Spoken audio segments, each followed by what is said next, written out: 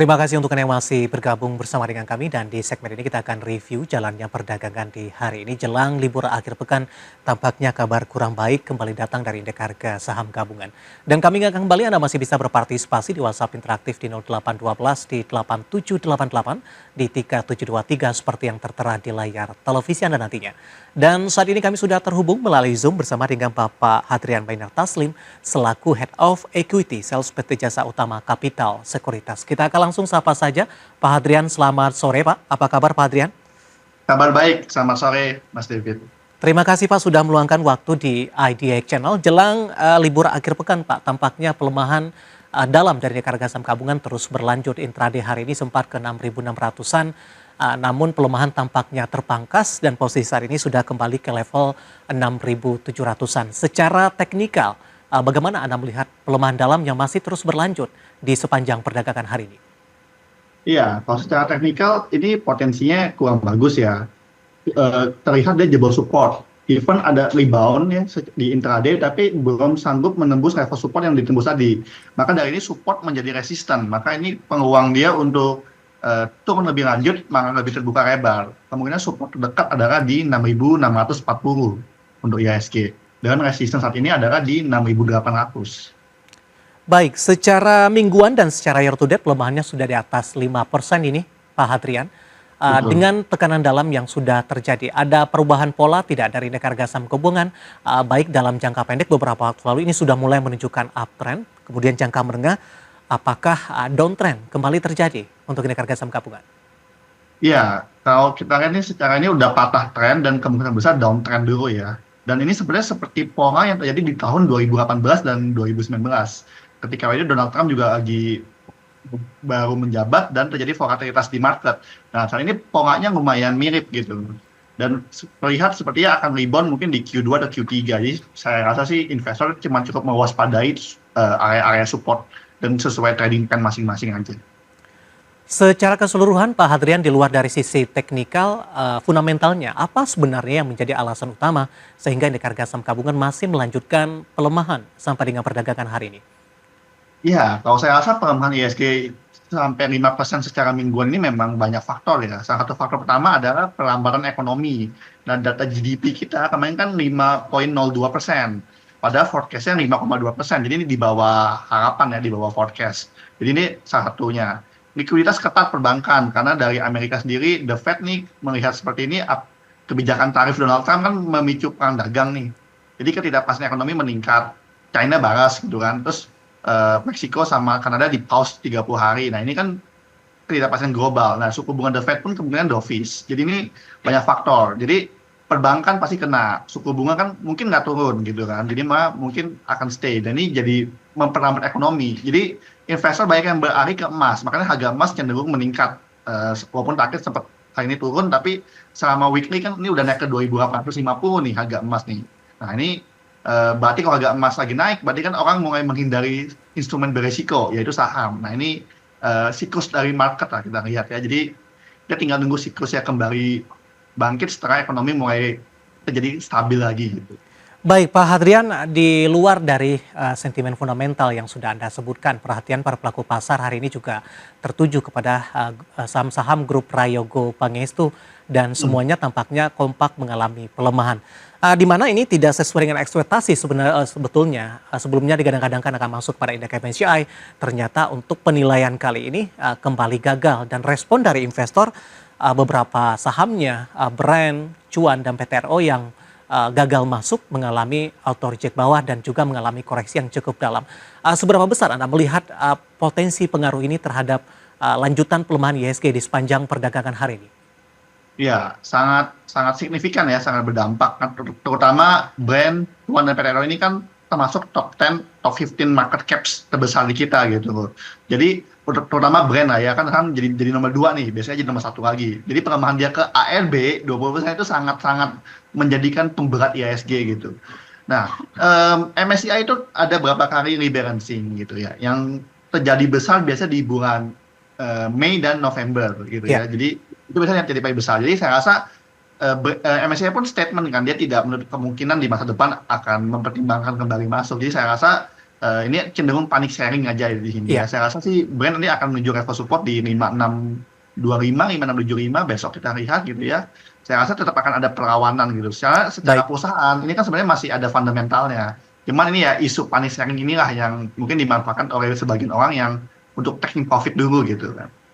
Baik, hari ini Brent melemahnya cukup dalam Pak di 19,94% di 7.025. Tapi sebelum kita ulas dari sisi teknikal, sebenarnya seberapa penting, seberapa bergengsikah kalau satu saham atau emiten masuk ke dalam indeks MSCI Pak? Ya, kalau menurut aku sangat penting. Satu, MSCI itu akan ada capital inflow.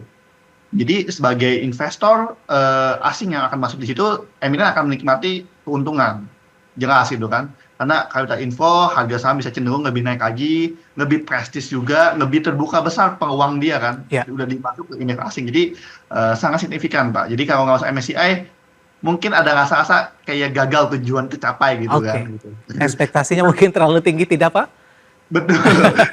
Pastinya terlalu tinggi. Makanya saya rasa ini Baik. sebenarnya siklus aja kan. Ya, Gitu, dan Pak. harganya juga sudah naik tinggi, sudah price in sebelumnya sepertinya. Langsung saja kita ke Brent. Pak Hadrian, hari ini auto reject bawah, Anda melihat proyeksinya atau analisis dan rekomendasi untuk minggu depan, Pak? Wah, agak berat nih minggu depan. Tapi kalau kita lihat besok auto reject bawah ya ke level 5625, 5675, saya rasa itu sudah ada perlawanan ya. Jadi saya rasa supportnya di 5625 sampai 5675. Jadi saya rasa Brent minggu depan akan konsolidasi. Mungkin di area 5675 sampai 6000 dulu nih. Sebelum dia kembali bisa menguat lebih lanjut gitu ya. Sudah buy on support atau belum, Pak? Atau lebih ke wait and see terlebih dahulu dengan potensi pelemahan yang masih terbuka seperti Anda katakan tadi? Iya, saya sih WNC di 5625 sampai 5675. Kalau mantul besok di situ buy on support sih. Baik. Nah, Baik, bergeser kita ke cuan, Pak. Hari ini juga auto reject bawah, 11.325. Hmm. Support di MA50 di 10.700. Cuma kalau kita lihat auto reject bawah lagi, support berikutnya ada di MA200 di sekitar 8.600 sampai 8.700. Jadi sebagai investor saya akan cari harga terbaik ya di 86 sampai 87 ya, 8.600 sampai 8.700 untuk di buy on support gitu ya di situ. Baik, selanjutnya untuk Petrosia, Pak. Hari ini koreksi dalam sebenarnya tapi tidak mengalami auto reject bawah ini. Analisis Anda 2.880 penutupan melemah di 24,61%. Ya, PTRO agak spesial ya dibanding tiga tadi ya, karena dia sempat ada perlawanan di intraday. Nah saat ini PTRO kalau kita lihat ya gap down juga, jebol MA50 ya mungkin akan nunggu support di area 2.600 terdekat ya. Tapi kalau besok auto reject bawah lagi ya bisa potensinya ke level 2.000 sampai 2.200 lagi. Jadi ya nanti kita lihat sikon ya sama masih ARB, jangan tangkap pisau jatuh, tapi ketika udah ada perlawanan nih, tutupannya udah mau kuat, nah itu adalah peluang buat investor mulai dapat harga diskon gitu. Baik, untuk pemulihan harga nantinya, apakah PTRO akan lebih cepat Pak dari sisi teknikal mengingat PTRO tidak mengalami auto reject bawah dan Anda katakan tadi ada perlawanan secara intraday-nya? Iya, kalau kita lihat dari kekuatan brand PTRO dan cuan, PTRO lebih berpeluang, Mas David setuju ya, secara teknikal lebih peluang rebound ya, lebih cepat.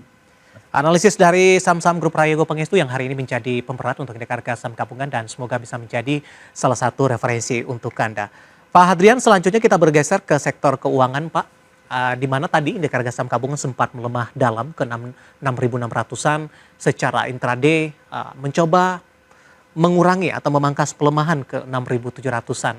Ternyata ada beberapa perbankan big cap yang berbalik arah menguat hari ini, termasuk BBCA yang katakan tadi salib menyalip kapitalisasinya di Bursa Efek Indonesia dengan Brent. Bagaimana Anda melihat penguatan yang terjadi untuk BBCA hari ini? Cukup signifikan, 4,47%. Nah, BBCA trading buy. Trading buy karena masuk stock pick kita juga, topik hari ini di Agas Channel, karena ada support di 8775 sebenarnya di area bulan Mei, bulan Juni ya, di tahun sebelumnya itu ada area support. BCA agak terendahnya di situ dan rebound.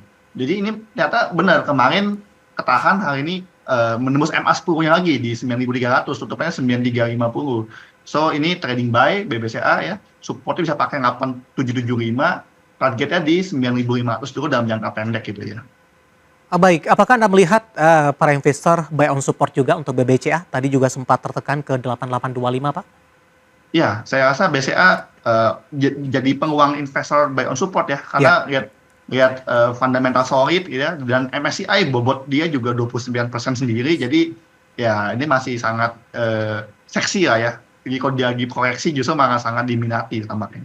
Baik, analisis untuk BBCA yang hari ini menjadi penopang terbesar indeks harga saham gabungan sehingga mampu memangkas pelemahan dalam yang terjadi di sepanjang perdagangan hari ini. Kita bergeser ke BBRI, Pak.